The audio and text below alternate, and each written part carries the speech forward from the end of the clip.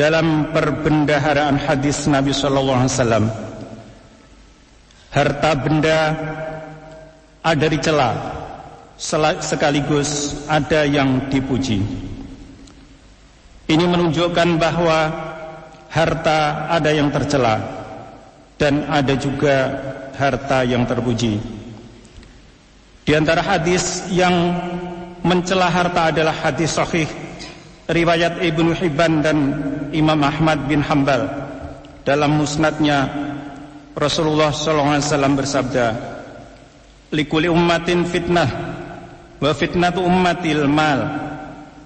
Yang maknanya, setiap umat memiliki fitnah, dan fitnah umatku adalah harta benda. Dan di antara hadis yang memuji harta adalah hadis riwayat Ibnu Ahmad bin Hanbal dari sahabat Ammar bin As, bahwa Rasulullah SAW pernah bersabda, "Ni'ma bil mali sholihi lirrajulis sholih." Sebaik-baik harta yang baik adalah harta yang dimiliki oleh orang yang soleh.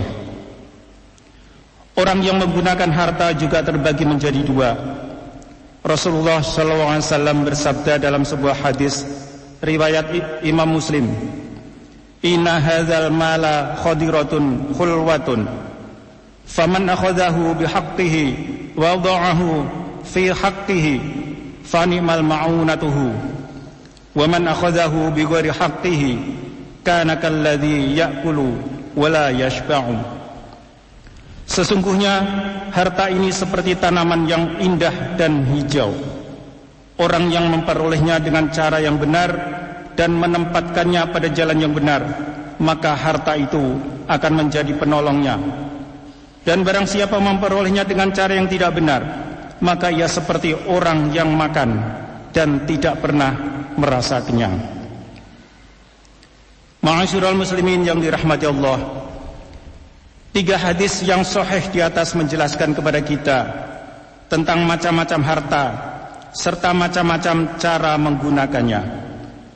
Harta yang terpuji adalah harta yang dihasilkan oleh seseorang dengan cara yang halal, lalu dibelanjakan untuk jalan yang diridhoi oleh Allah Subhanahu wa taala. Harta inilah yang akan menjadi penolong, karena harta itu akan membantu dan mengantarkan pemiliknya kepada kebaikan.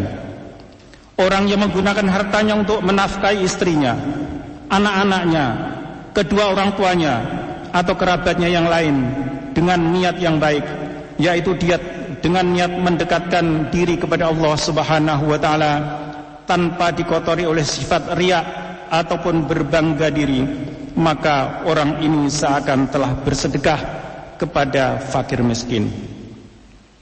Rasulullah SAW bersabda, "Idza anfaqa ar-rajulu 'ala ahlihi yahtasibuha fahuwa shadaqatun lah."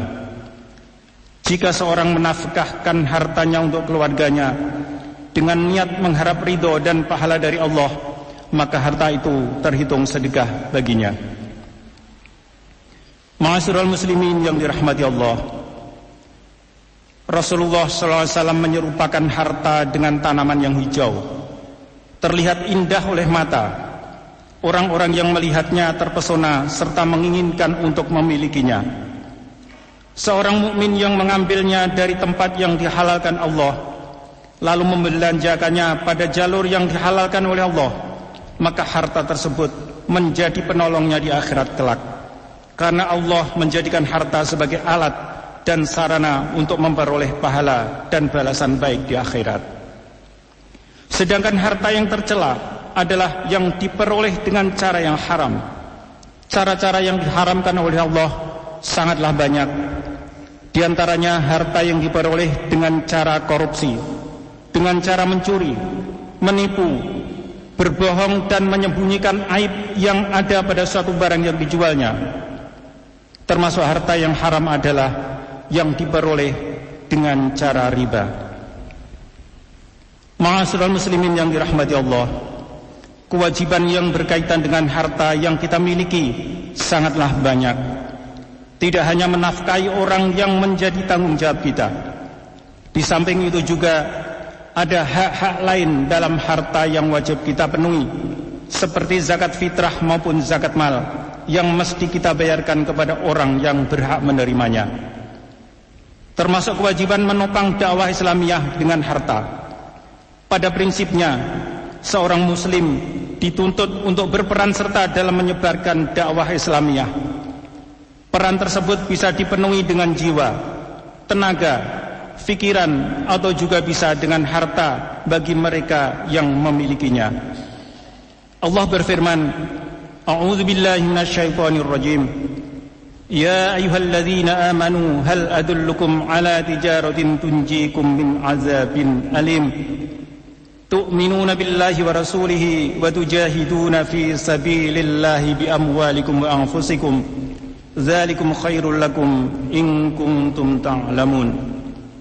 Yang maknanya, wahai orang-orang yang beriman, maukah kalian aku tunjukkan suatu perdagangan yang dapat menyelamatkan kalian dari azab yang pedih, yaitu kalian beriman kepada Allah dan Rasul-Nya dan berjihad di jalan Allah dengan harta dan jiwamu.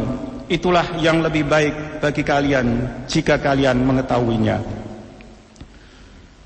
Ma'asyiral muslimin yang dirahmati Allah, berjihad di jalan Allah yang dimaksud oleh ayat ini adalah kullu amalin sholih, setiap amal perbuatan yang baik. Membangun masjid dan memakmurkan masjid termasuk jihad di jalan Allah. Membangun sekolah-sekolah Islam, pondok pesantren, atau mendanai kegiatan pendidikan Islam juga termasuk jihad di jalan Allah. Mewakafkan tanah atau yang lain untuk kepentingan dan kemaslahatan dakwah juga termasuk jihad di jalan Allah. Menginfakkan harta untuk kegiatan-kegiatan sosial keagamaan juga termasuk kegiatan di jalan Allah. Ma'asyiral muslimin yang dirahmati Allah, semua pintu jihad di jalan Allah yang telah disebutkan di atas biasa disebut dengan istilah sedekah. Sedekah adalah bukti kekuatan iman seseorang. Sedekah juga bisa menjadi sebab seseorang dibebaskan dari siksa api neraka. Semoga saja Allah melimpahkan kepada kita semua rezeki atau harta yang banyak yang halal, yang dengan harta itu menjadi prasarana kita untuk mendekat dan beribadah kepada Allah, yang dengan harta tersebut pula menjadi perantara kita untuk melakukan kebaikan-kebaikan terhadap sesama manusia, dan dengan harta tersebut menghantarkan kita untuk mendapatkan rahmat dan ridho dari Allah Subhanahu wa ta'ala.